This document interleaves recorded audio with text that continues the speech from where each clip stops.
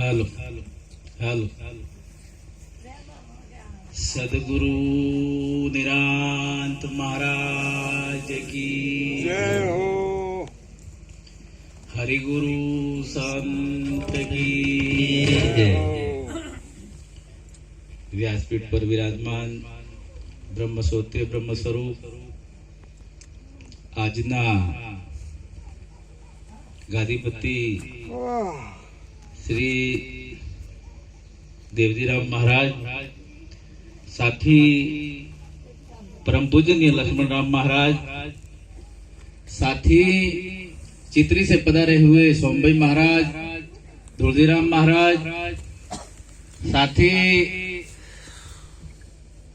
पूजनीय संत महापुरुषों साथी उपरगाम से पधारे हुए बुद्धिराम महाराज साथी सोम से पधारे हुए लक्ष्मणदास महाराज साथी आज दूर दरार से पधारे हुए संत महापुरुषों संत माताओं छोटे बच्चों आज बड़ा खुशी का दिन है। हमारे माताजी भगवती बहन के माताजी के तीसरी निर्माण तिथि के निभाते यह भजन सत्संग का आयोजन रखकर एक दूसरे के हरस परस दर्शन कराते बदल खूब खूब धन्यवाद। साथ ही शाम से लगाकर वर्तमान तक भजन सत्संग का बड़ा धुआंधार बारिश हो रहा है। जिसके बर्तन सीधे होंगे तो आज तो मुझे कोई कमी नहीं लग रही है, जिसमें कोई कसर रही हो ऐसा तो नहीं लग रहा है। लेकिन क्या है कि अपन एक ही आइटम डेली खाते हैं, एक ही आइटम, तो क्या है वो थोड़ी रूपांतर होके आती है तो बहुत अच्छा लगता है। तो विशेष करके एक बार अपन क्या है कि जब पंछी उड़ता है तो एक ही पांख होती है तो वो उड़ नहीं सकता है। तो जब तक आप मुझे साकार नहीं दोगे तब तक विषय चलेगा नहीं। तो एक बार हाथ ऊंचे करके एक बार जय गुरु महाराज बोलो, बोलो सतगुरु निरांत महाराज की जय, हरि गुरु शांत की जय, जज्ञा भोम की जय। आज मैं भी उदयपुर जिले में हमारे उधर निरांत परिवार उधर भी बसा हुआ है और हमारा निरांत परिवार तो इस विश्व में कहीं पर भी चले जाओ कहीं पे रुकने वाला नहीं है, क्योंकि निरांत का धन ओरिजिनल है। मान यो बजा बजा के दिया जाता है और जब तक सोना, इसका मतलब सोना, अगर ओरिजिनल सोना नहीं हो तो वो कभी चल नहीं सकता। ओरिजिनल है इसीलिए पूरी दुनिया के अंदर चल रहा है। क्यों चल रहा है? क्योंकि आजकल कई सारे संप्रदाय चल रही है, कई सारे भजनिक हो गए, कई सारे दृष्टांत कहने वाले मिल गए। कहा हुआ, सुना हुआ, माना हुआ, पढ़ा हुआ, सब बोलते हैं। लेकिन अपना निरांत देश ऐसा है जो हर पदार्थ पे, हर वस्तु पे प्रैक्टिकल करके अनुभव कराता है। देखा देखी की है नहीं, है सुना सुनी की है नहीं। और वो नहीं, दूल्हा दुल्हन मिल गए, फीकी पड़ी बारात। उसी बाती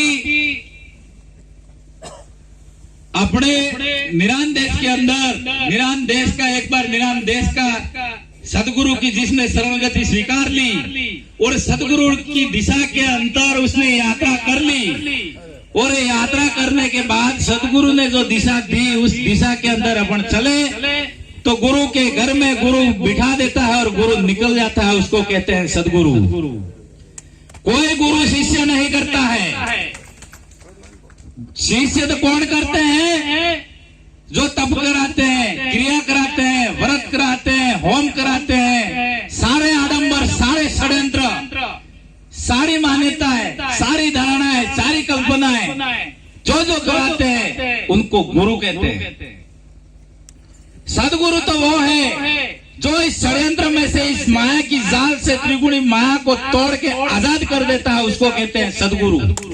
बाकी तो सब गुरु। क्योंकि हमारे निरान बापू ने और हमारे संत महापुरुषों ने जो संत शास्त्रों में और अपने दिशा दे रहे हैं, उस दिशा के अनुसार और जो महापुरुषों ने अपन को जिस भूमिका पे, जिस घर में अपन को बिठाया, उस घर में आप बैठ के देख लीजिए कि जगत के 12.5 संप्रदाय चल रहे हैं, उनकी गति क्या है और अपनी गति क्या है।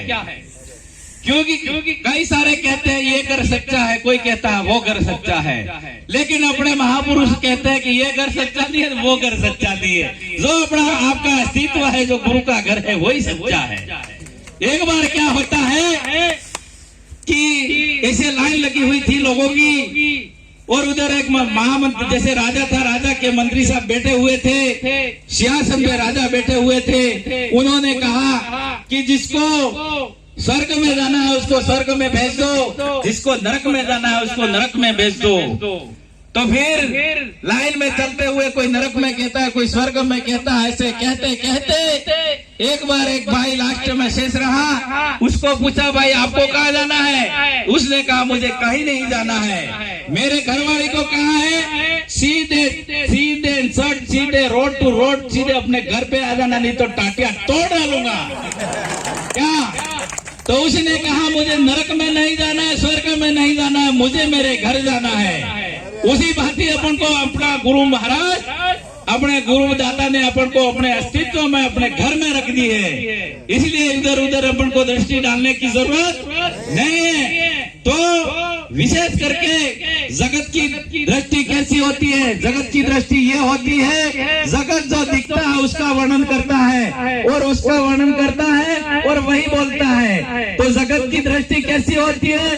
जगत की दृष्टि देवभाव होता है, और संत की दृष्टि देवभाव नहीं होता है, परमात्मा भाव होता है, आत्मा भाव होता है। क्योंकि आत्मा भाव की दृष्टि से देखता है, वो देह दृष्टि से देखता है। अपन परमात्मा कहते हैं, वो इंसान कहते हैं। क्योंकि जगत में और संत में रात दिन का अंतर है, लेकिन हमारे इस राजस्थान के अंदर, हमारे एरिया के अंदर हमारे क्या है कि सभी नोटें होती है, सबकी एक ही कीमत गिनती में आते हैं। क्यों आते हैं? कि हमारे यहाँ क्या एक भगत है, खाते पीते नहीं है, कोई दारू जुगार मांस मदिरा नहीं करता है, उसको कहते हैं हम भी भगत है भाई, उसको भी महाराज कहते हैं। क्या कहते हैं? उसको भी महाराज कहते हैं, लेकिन उसकी परिभाषा समझनी चाहिए। उसकी परिभाषा ये है, खाना पीना कर्म करना मर जाना, ये 5 बातों का ज्ञान तो पशु को भी होता है, और 5 बातों का ज्ञान इंसान जो भगत होता है उसको भी होता है। छठी बात क्या जानता है? छठी बात कोई नहीं जानता, इसलिए उसको भगत की उपमा दी गई है। उस भगत की परिभाषा ये है। इसके बाद दूसरी बात यह है कि जिसको बाबा कहा गया है, बाबा तप करेगा, तप करने के बाद अपने विश्वामित्र जी ने 10,000 साल तप किया था। कितना? 10,000 साल तप किया था, तो भी उसको मैं कौन हूँ, कहाँ से आया, मुझे कहाँ जाना, 3 बातों का अनुभव नहीं था। फिर भी वशिष्ठ मुनि उस बात को जानते थे, खाली 2 घड़ी का सत्संग जानते थे। तो यह 100 साल उम्र का तप करने से क्या परमात्मा को प्राप्त कर सकते हैं, या 50 साल तप करने से परमात्मा को प्राप्त कर सकते हैं? नहीं, इतिहास गवाह है, शास्त्र संत प्रणाली में कहा गया है कि तप करने से कभी परमात्मा प्राप्त नहीं किया कर सकता कोई, ऐसा इतिहास गवाह बोलता है। इसलिए बाबा कह तो देता है, तुम्हारे घर में इतनी पेटियां हैं, तुम्हारे घर इस दिशा में है, तुम्हारे पूर्व में 1, 2, 3 पीढ़ी की बता भी देगा कि आपके नात्रे से कोई बहन लाए थे, कोई कहाँ से लाए थे, नहीं, ये सारी गति बता दी गई, इससे वो बता देगा। उससे अपन को मानना नहीं चाहिए कि भाई ये सब कुछ जानता। लेकिन आजकल क्या है कि ऐसा बता देता है तो उसमें भ्रमित होकर लोग मान देता थे कि भाई महाराज है जोरदार, लेकिन बावे से भी उसकी अनुभूति परमात्मा की होती नहीं है। इसके बाद साधु भाई बिना भजन कौन तरिया, साधु भाई बिना भजन कौन तरिया। जितने भी साध करने में जिसको साधा गया है, जिसका जप करते हैं, जिसकी क्रिया करते हैं, जो शब्द से जिसका मंथन होता है, शब्द उच्चारण होता है, जो उच्चारण करते हैं, जो साधने में आता है, उसको साधु कहते हैं। तो साधु से भी महापुरुषों ने कहा कान फूका गुरु हद का, बेहद का गुरु, और जब बेहद का गुरु मिले तो लगे ठिकाना ठोर। कान फूकने से भी कोई परमात्मा का अस्तित्व की अनुभूति नहीं करा सकता है। इसलिए संत तो उसको कहते हैं पूरे विश्व का लादे अंत, उसको कहते हैं संत। पूरे विश्व का लादे अंत, उसको कहते हैं संत। सब चीजों का लादे अंत, उसको कहते हैं संत। तो संत तो उसको कहते हैं पूरे पश्चिम उत्तर दक्षिण काश प्यार 6 दिशा का ज्ञानी पुरुष हो, उसको कहते हैं संत।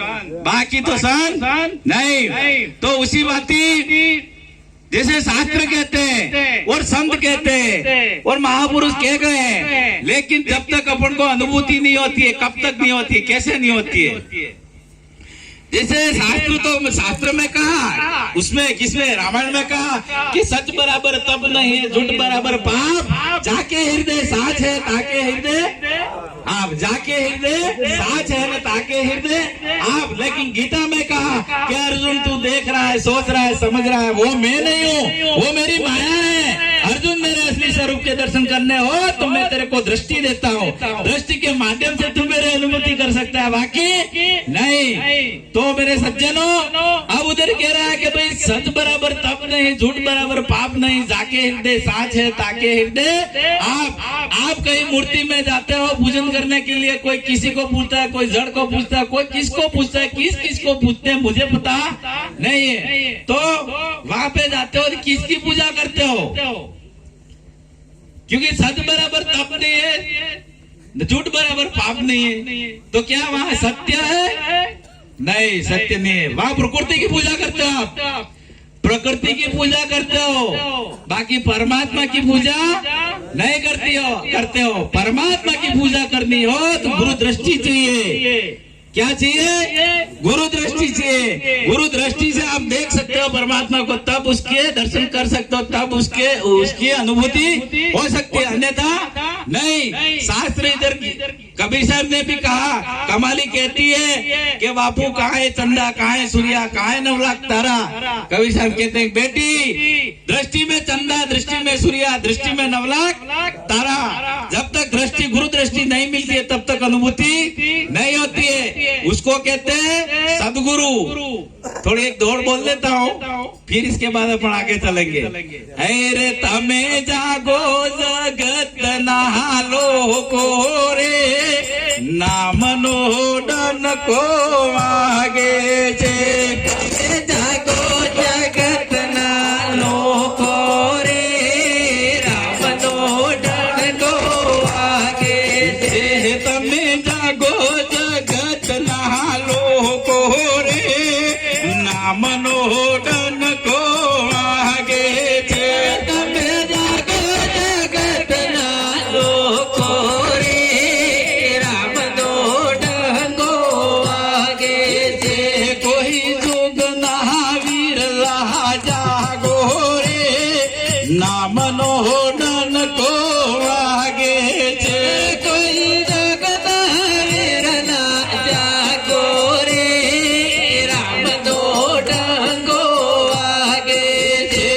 नो शब्द गगन महागाजे रे, नाम नो डन को आगे जे। शब्द गगन महागाजे रे, राम नो डन को आगे जे। नो नादे गगन महागाजे रे, नाम नो डन को आगे जे। नादे गगन महागाजे रे, राम नो डन को आगे जे। कोई जुगनी सुरता जागो रे, नाम नो डन को आगे जे। कोई जुगनी सुरता जागो रे, राम नो डन को आगे जे। कोई अज्ञानी जीवन जागो रे, नाम नो डन को आगे जे। कोई अज्ञानी जीवन जागो रे, राम नो डन को आगे जे। जोग जोग